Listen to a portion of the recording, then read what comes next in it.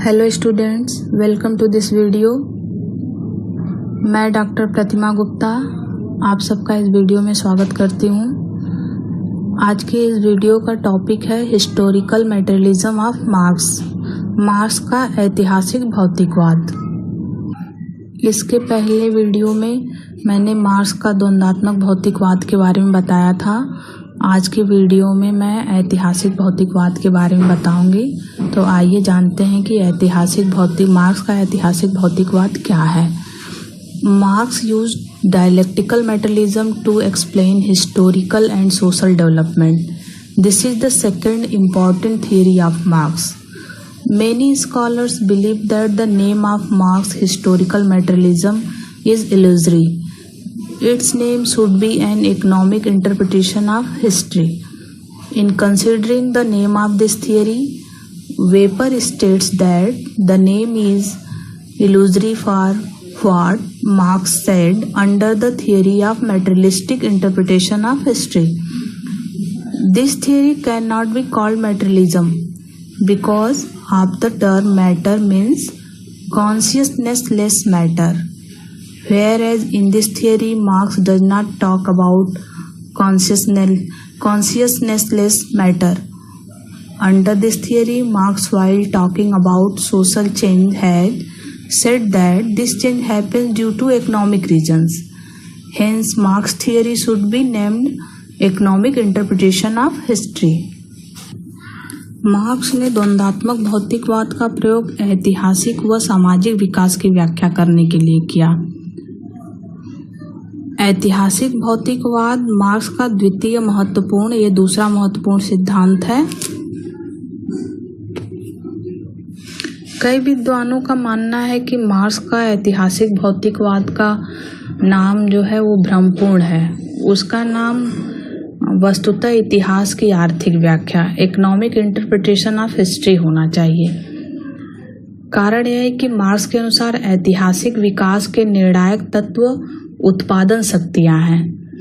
उसके आर्थिक नियतिवाद के अनुसार मनुष्य जो कुछ भी करता है वह केवल भौतिक नहीं है। इस संबंध में वेपर कहता है कि इतिहास की भौतिकवादी व्याख्या के सिद्धांत के अंतर्गत मार्क्स ने जो बात कही है उसके लिए यह नाम भ्रमपूर्ण है। इस सिद्धांत को भौतिकवाद नहीं कहा जा सकता क्योंकि भौतिक शब्द का अर्थ चेतनाहीन पदार्थ से होता है, जबकि इस सिद्धांत में मार्क्स चेतनहीन पदार्थ की कोई बात नहीं करता। इस सिद्धांत के अंतर्गत मार्क्स ने सामाजिक परिवर्तन की बात करते हुए कहा है कि यह परिवर्तन आर्थिक कारणों से होता है। अतः मार्क्स के सिद्धांत का नाम इतिहास की आर्थिक व्याख्या होनी चाहिए, इकोनॉमिक इंटरप्रिटेशन ऑफ हिस्ट्री होना चाहिए। Marx gives importance to material और economic element in interpreting history. The materialistic interpretation of history propounded by Marx is actually an economic interpretation of history. According to Marx's view, only the material conditions determine the outline of human history. Marks इतिहास की व्याख्या करने में भौतिक अथवा आर्थिक तत्व को प्रमुखता देता है। मार्क्स द्वारा प्रतिपादित इतिहास की भौतिकवादी व्याख्या वास्तव में इतिहास की आर्थिक व्याख्या है। मार्क्स के मतानुसार मानव इतिहास की रूपरेखा को केवल भौतिक परिस्थितियां ही निर्धारित करती हैं। Marx believed that the powers that determine human and social history are economic, not cultural or political. In this way, only the economic element determines all things. By economic elements, Marx refers to the methods of production and distribution. Marx's view is that human actions are influenced not by morality, religion or nationality, but by economic elements. According to Marx, all the social, political and intellectual relations, all religious and legal systems, all the theoretical outlooks which emerge in the course of history are derived from the material conditions of life. Marks का यह मानना था कि मानव तथा सामाजिक इतिहास को जो शक्तियां निर्धारित करती हैं वे आर्थिक हैं, सांस्कृतिक या राजनीतिक नहीं। इस प्रकार आर्थिक तत्व ही समस्त बातों का निर्धारण करते हैं। मार्क्स कहता है कि सभी सामाजिक, राजनीतिक तथा बौद्धिक संबंध, सभी धार्मिक तथा कानूनी पद्धतियां, सभी बौद्धिक दृष्टिकोण जो इतिहास के विकास क्रम में जन्म लेते हैं, वे सभी जीवन की भौतिक अवस्थाओं से उत्पन्न होते हैं। उसका मानना है कि मानवीय क्रियाएं नैतिकता, धर्म या राष्ट्रीयता से नहीं बल्कि आर्थिक तत्वों से प्रभावित होती हैं। मार्क्स ने मानव जाति के इतिहास को उत्पादन संबंधों में परिवर्तन के आधार पर 6 भागों में बांटा है। Marks divided the history of mankind into 6 parts on the basis of changes in production relations. First is age of primitive communism, आदिम साम्यवादी युग। कार्ल मार्क्स के अनुसार मानव इतिहास का प्रारंभिक युग जो था वो आदिम साम्यवादी युग था, एज ऑफ प्रिमिटिव कम्युनिज्म। इस युग में संपत्ति का जन्म नहीं हुआ था। मनुष्य को कृषि तथा पशुपालन का भी ज्ञान नहीं था। मनुष्य अपने जीवन यापन के लिए प्रकृति पर निर्भर रहते थे। वह जंगली जानवरों का शिकार करते थे तथा फल फूल खा करके अपना जीवन निर्वाह करते थे। प्रकृति के प्रत्येक वस्तु पर प्रत्येक व्यक्ति का अधिकार होता था और प्रत्येक व्यक्ति अपनी आवश्यकता अनुसार उसे प्राप्त कर लेता था। उत्पादन के साधनों पर किसी का अधिकार नहीं था। समाज में समानता थी, कोई किसी का शोषण नहीं करता था। मार्क्स इसी अवस्था को आदिम साम्यवाद का नाम देता है। नेक्स्ट है एज ऑफ स्लेवरी, दासता का युग या दास युग। इस युग में धीरे धीरे कृषि और पशुपालन प्रथा का विकास हुआ। अपने ज्ञान और अनुभव के आधार पर मनुष्य ने धातुओं के मूल्य को पहचानना शुरू कर दिया और पत्थर व लकड़ी के हथियारों के स्थान पर वह लोहे और तांबे के हथियार बनाने लगा। ऐसी अवस्था में कुछ संग्रह करके भी रखने लगा। इसके आधार पे संपत्ति प्रथा का विकास हुआ, यानी संपत्ति पे लोगों ने अधिकार जमाना शुरू कर दिया और संपत्ति के कारण लोगों में आपस में लड़ाई झगड़े होने लगे। विवाह परिवार की भी भावना की उत्पत्ति हुई और इन संघर्षों के कारण जब एक झुंड दूसरे झुंड पे जीत हासिल कर लेता था तो जो झुंड हारता था उसको वो अपना दास बना, जीता हुआ झुंड अपना उसको दास बना लेता था। इसी से दास प्रथा का जन्म हुआ। दास प्रथा के कारण पूरी सभ्यता परिवर्तित हो गई। सारा समाज स्वामी और दास 2 विरोधी वर्गों में बंट गया। एक वर्ग ने दूसरे का शोषण प्रारंभ कर दिया। अब नेक्स्ट है एज ऑफ फेडरलिज्म, सामंतवाद का युग। समय के साथ दास प्रथा में परिवर्तन आया। दास प्रथा जो है उतनी लाभदायी नहीं रही। उसका स्थान सामंतवादी व्यवस्था ने ले लिया। इस व्यवस्था में भूमि के स्वामी सामंत होते थे और कृषक सामंतों पर निर्भर रहते थे। किसान सामंतों के प्रति अपने उत्तरदायित्वों की पूर्ति के लिए खेती बाड़ी करते थे और उसके बाद जो कुछ उसके पास बचता था वह उसका होता था। सामंत किसानों के प्रति अत्याचार करते थे और उनके पास जो कुछ थोड़ा बहुत संपत्ति होता था उसे वो छीन लेते थे। इतिहास इसका प्रमाण है कि 14वीं से लेकर 19वीं शताब्दी तक सामंतों तथा किसानों के बीच अनेक छोटे बड़े संघर्ष हुए। नेक्स्ट कैपिटलिस्ट एज, पूंजीवादी युग। औद्योगिक क्रांति के पश्चात यूरोप में पूंजीवादी युग का आरंभ हुआ। इस युग में बड़े बड़े कल कारखाने लग जाते हैं जिनसे स्वामी पूंजीपति कहलाने लगे। उनमें लाखों मजदूर काम करते थे जिनको पूंजीपति श्रम की अपेक्षा कम वेतन देते थे। इससे पूंजीपति को बहुत लाभ होने लगा और मजदूर की स्थिति गरीब से अधिक गरीब होने लगी। इस प्रकार पूंजीपतियों द्वारा श्रमिकों का शोषण होने लगा। समाज 2 वर्गों में बंट गया, श्रमिक और पूंजीपति में विभाजित हो गया। दोनों वर्गों में आपस में मतभेद बढ़ने लगा। नेक्स्ट है समाजवाद या सर्वहारा वर्ग की तानाशाही, सोशलिज्म और dictatorship of proletariat class. Marks का मानना था कि पूंजीवाद में पूंजीपतियों और श्रमिकों में लगातार संघर्ष चलेगा, क्योंकि पूंजीपति मजदूरों का लगातार शोषण करते हैं। मजदूर आपस में संगठित होते हैं। वे यह सोचते हैं कि हम और हमारे बीवी बच्चे रात दिन मेहनत करते हैं और हमारे पास कुछ नहीं है, जबकि पूंजीपति कुछ नहीं करता, उसके पास किसी भी चीज की कमी नहीं है। इससे मजदूरों के मन में यह भावना जन्म लेती है कि पूंजीपति हमारा शोषण कर रहा है। वे संगठित होकर संघर्ष के लिए तैयार होते हैं। मार्क्स उनको यह प्रेरणा देता है कि मजदूरों, तुम्हारे पास खोने के लिए कुछ नहीं है, केवल अपनी जंजीरों को तोड़ने के और जीतने के लिए विश्व पड़ा है। इसलिए दुनिया के मजदूरों, एक हो जाओ। मार्क्स की यह मान्यता है कि इस संघर्ष में पूंजीवादी जनाजा लड़खड़ाकर गिर जाएगा और व्यवस्था पर सर्वहारा वर्ग या श्रमिकों का नियंत्रण स्थापित हो जाएगा। यह एक ट्रांसमिशनल पीरियड होगा। यह सर्वहारा वर्ग का अधिनायकवाद उस समय तक रहेगा जब तक कि पूंजीवाद का पूर्ण रूप से विनाश नहीं हो जाएगा।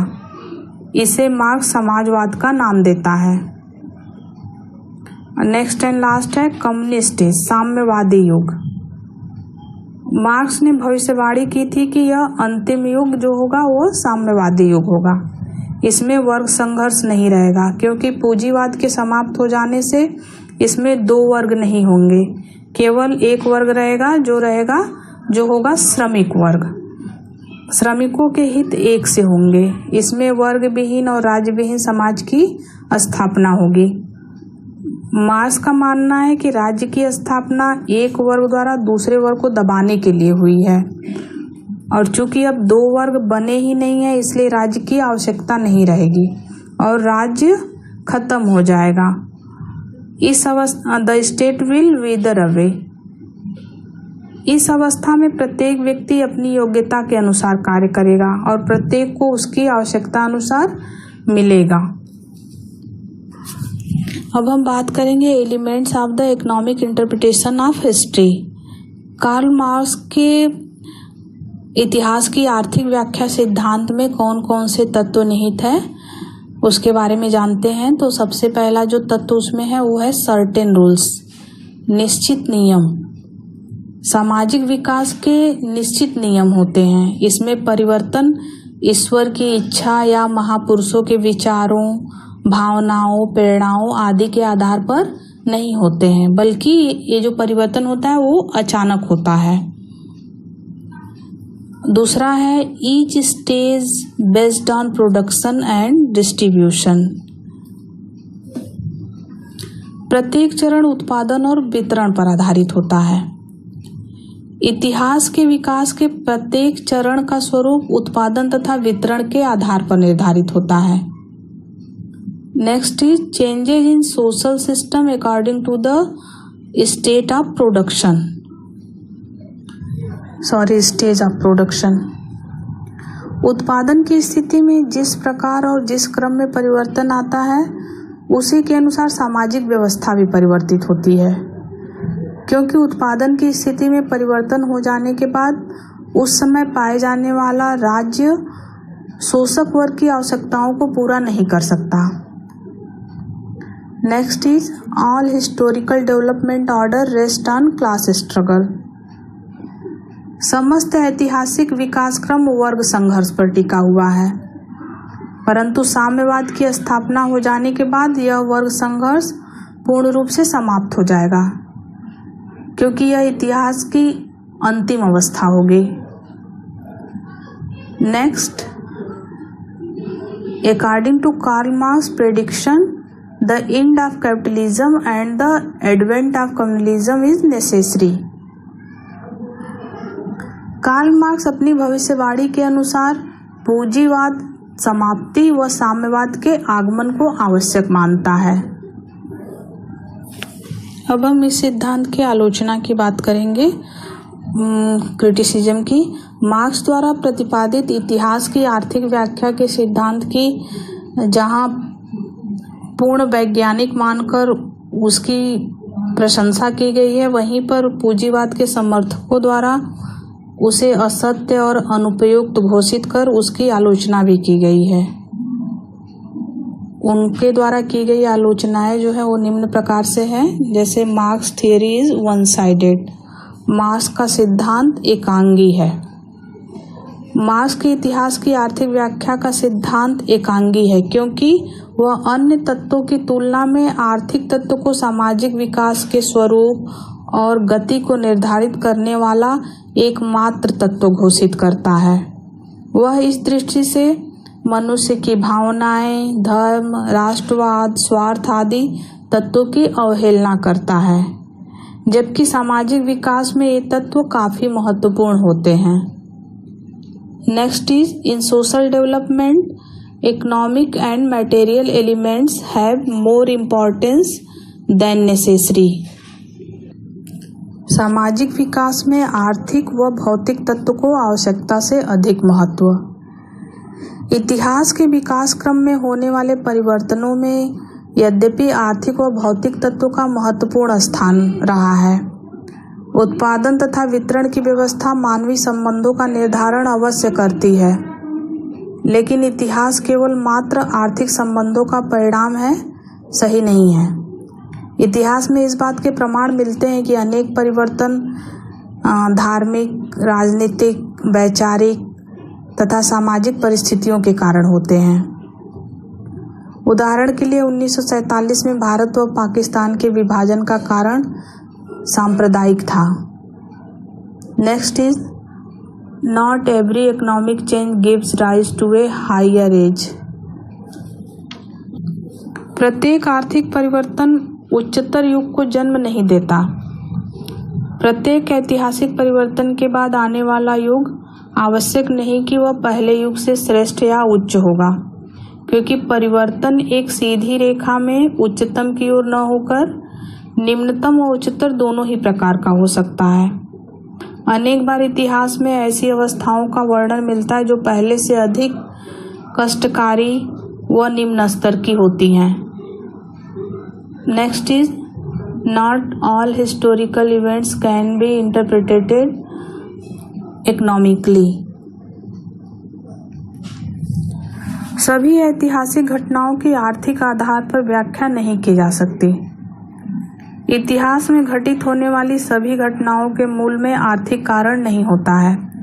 उदाहरण के लिए गौतम बुद्ध के संन्यास, मराठों के पतन, इतिहास में पाए जाने वाले अनेक युद्धों के कारण आर्थिक नहीं थे। Coincidence also has an important role in the making of history. इतिहास के निर्माण में संयोग की भी महत्वपूर्ण भूमिका होती है। मार्क्स के द्वारा आर्थिक तत्व को इतनी अधिक महत्ता प्रदान की गई है कि संयोग की उपेक्षा कर दी गई है, जबकि मानवीय इतिहास के निर्धारण में संयोग की महत्वपूर्ण भूमिका रही है। इंग्लैंड की शासन व्यवस्था मुख्य रूप से संयोगों पर ही आधारित है। Next is economic power is not the only basis of political power. राजनीतिक शक्ति का एकमात्र आधार आर्थिक सत्ता नहीं है। कार्ल मार्क्स का कहना है कि उत्पादन के साधनों पर जिनका स्वामित्व होता है उन्हीं का राजनीतिक सत्ता पर भी अधिकार होता है, परंतु आर्थिक शक्ति ही राज्य का आधार होती है, ऐसा ऐतिहासिक प्रमाणों से सिद्ध नहीं होता। प्राचीन काल में भारत में ब्राह्मणों तथा मध्य युग में यूरोप में पोप की शक्ति के पीछे आर्थिक शक्ति नहीं रही। बुद्धि, साहस, क्षमता तथा राजनीतिक छल कपट सत्ता की प्राप्ति के साधन है। The sequence of development stages propounded by Marx has not been the same in the world. Marx द्वारा प्रतिपादित विकास की अवस्थाओं का क्रम विश्व में एक सा नहीं रहा है। कार्ल मार्क्स के द्वारा ऐतिहासिक विकास की जिन अवस्थाओं का वर्णन किया गया है वह संपूर्ण विश्व पर लागू नहीं होता है। उदाहरण के लिए पूर्वी यूरोप, एशिया, अफ्रीका तथा अमेरिका के अधिकांश भागों में दास व सामंतवादी प्रथा के कोई प्रमाण देखने को नहीं मिलते। एशिया तथा अफ्रीका की कुछ जातियां तो अभी भी जनजाति की अवस्था में हैं। Next is the speed of development has an impact not only on the internal environment but also the external environment. विकास की गति पर केवल आंतरिक वातावरण का नहीं वरन बाहरी वातावरण का भी प्रभाव पड़ता है। इतिहास में पाई जाने वाली गतिशीलता व परिवर्तन की प्रक्रिया किसी देश की आंतरिक परिस्थितियों से ही प्रभावित नहीं होती, अपितु बाहरी वातावरण भी उसे प्रभावित करता है। जैसे अंग्रेजों द्वारा भारत पर आधिपत्य स्थापित कर लेने के बाद भारत की आर्थिक, राजनीतिक व सांस्कृतिक सभी स्थितियों पर प्रभाव पड़ा। नेक्स्ट, आर्थिक संबंधों को राजनीतिक शक्ति द्वारा बदला जा सकता है। Economic relations can be changed by political power.